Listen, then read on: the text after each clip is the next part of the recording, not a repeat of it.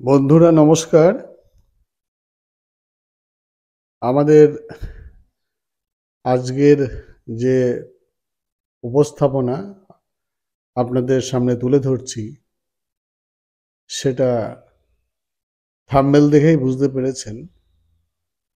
ফুল এমন একটা জিনিস যে ফুল পছন্দ করে না এমন মানুষ খুঁজে পাওয়া খুব মুশকিল।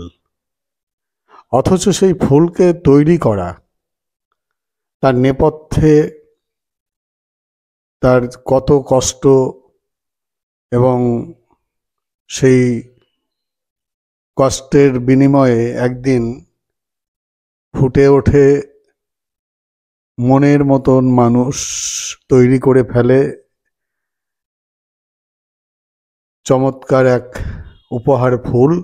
যে ফুল আমরা প্রত্যেকটা মানুষ পছন্দ করি এবং মন ভরে যায় সেই ফুল দেখে।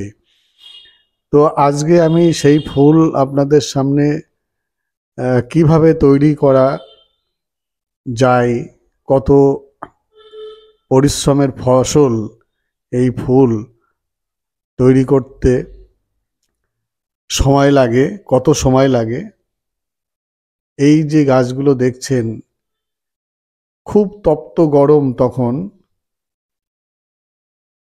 এই ফুল প্রতিস্থাপন করে ধীরে ধীরে ধীরে ধীরে একটা শিশুর মতন করে মানুষ করতে করতে একদিন এই পরিস্থিতি বা এই পর্যায়ে আসে। তারপরে পর্যায়ক্রমে ধীরে ধীরে ধীরে ধীরে একটা সাবালক গাছের রূপ আমরা দিতে পারি, আনতে পারি। তো দেখে মনে হচ্ছে খুব সহজেই আমরা এই ফুল ফোটাতে পেরেছি, তা কিন্তু নয়। দীর্ঘ ৬-৭ মাসের পরিশ্রমের ফসল এই ফুল পর্যন্ত আসা, এবং এর পিছনে অনেক খরচ, সময়, রাত দিন এটা নিয়ে ভাবনা চিন্তা করার ফল হিসেবে আজকে এত সুন্দর মনোমুগ্ধকর যে ফুল ফোটাতে পেরেছি আপনাদের সামনে তুলে ধরলাম। এবং এই ফুলের যে মানে এই পর্যায়ে নিয়ে আসার পিছনে অনেক পরিশ্রম তো আছেই, পাশাপাশি অনেক ফুলের যে শত্রু, অনেক রকম পোকা মাকড়, তার থেকে রক্ষা করে, জল বৃষ্টি তা থেকে রক্ষা করে নিয়ে এদেরকে এই জায়গাটায় আনতে হয়। যারা ফুল ভালোবাসেন বা ফুল তৈরি করেন, আমরা প্রত্যেকেই জানি যে এই গাছগুলোকে তৈরি করতে গেলে পারে কত পরিশ্রম করতে হয়। তো পরিশ্রমটা মনে হয় না যখন তা পূর্ণরূপে আমরা সামনে ফুটিয়ে তুলতে পারি এবং সেটা দেখে মনটা ভরে যায়, তখন পিছনের কষ্টগুলো কিন্তু আমাদের আর মনে থাকে না।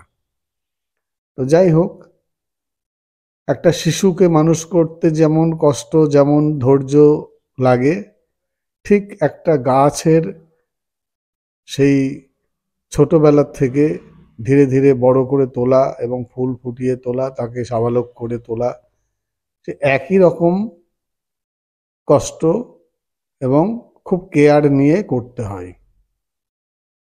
তো যাই হোক, আমরা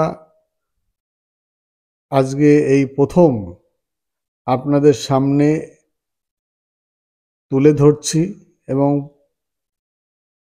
আগামী দিনে আমাদের ভিডিও পেতে এবং নতুন নতুন বিষয় নিয়ে, নতুন নতুন ফুলের আপডেট নিয়ে আমরা আপনাদের সামনে আসব।